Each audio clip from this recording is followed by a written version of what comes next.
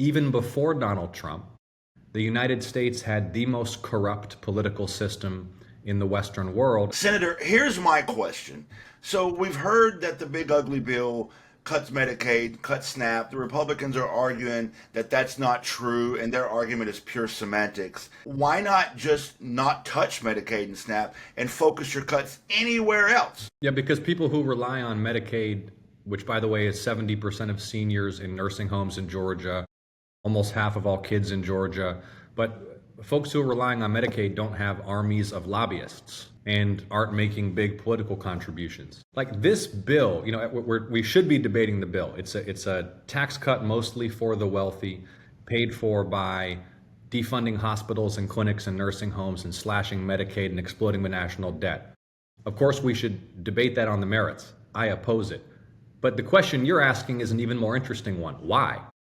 Why are you slashing funding for hospitals and nursing homes to cut taxes for the wealthy? And the answer is because even before Donald Trump, the United States had the most corrupt political system in the Western world. And this is just another example of Congress and elected leaders being responsive to donors rather than the people. You're saying follow the money. You're saying the lobbyists are the ones pushing for where we cut money.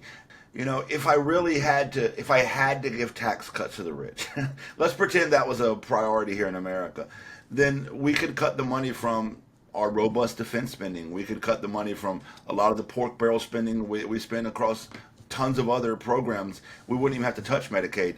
So in short, you're saying follow the money. If you want to understand what's happening in American politics, all you have to do is follow the money. And it's been that way for decades.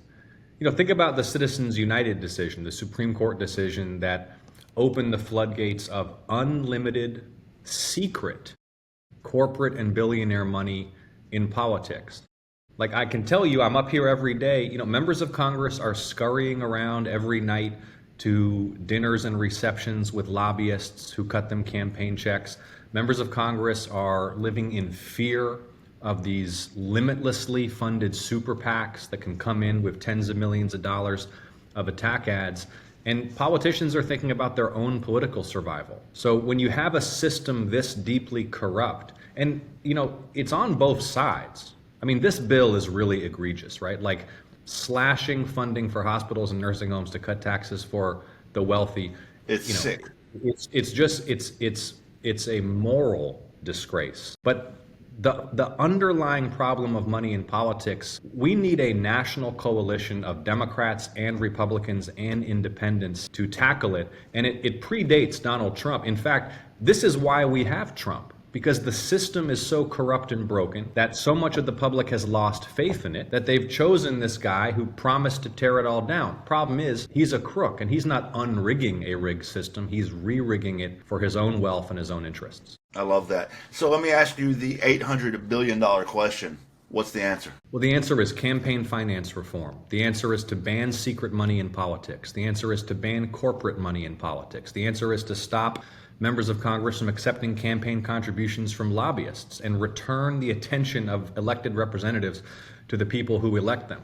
I am one of just a handful of members of Congress whose campaigns does not accept contributions from federal lobbyists, does not accept contributions from corporate PACs. I've introduced legislation to ban corporate PACs altogether. Until we deal with the underlying corruption in our political system, we're going to continue to get public policy that serves the elite, serves the well-connected, serves those who are well-lobbied and well-funded, and not the general public. I love that. Senator, I'm going to ask you one last question. Starting today, JD Vance is going on what I'm calling a victory lap around America to talk about this one big, beautiful bill, what I call the big, ugly bill. He's starting off in Pennsylvania. And what are your thoughts on the vice president doing a propaganda tour for a bill that's passed? I think it's kind of sad what's happened to JD Vance, right? He was supposed to be this new type of Republican, with his personal story, who was going to focus the GOP on the needs of the working class and working people. And instead, now, forever, he will be associated with this legislation that cuts taxes for the wealthy and, offsets that by indebting future generations to the tune of trillions of dollars and defunding hospitals and clinics and nursing homes for average people. So it's a shame to see him sell out this way, but I guess that is what the allure of that kind of power can do to somebody. I agree, Senator. It's refreshing to hear somebody say what a lot of people are saying. I appreciate your time, and I'd love to follow up with you on this as it develops. Thank you. All right, my brother, thank you.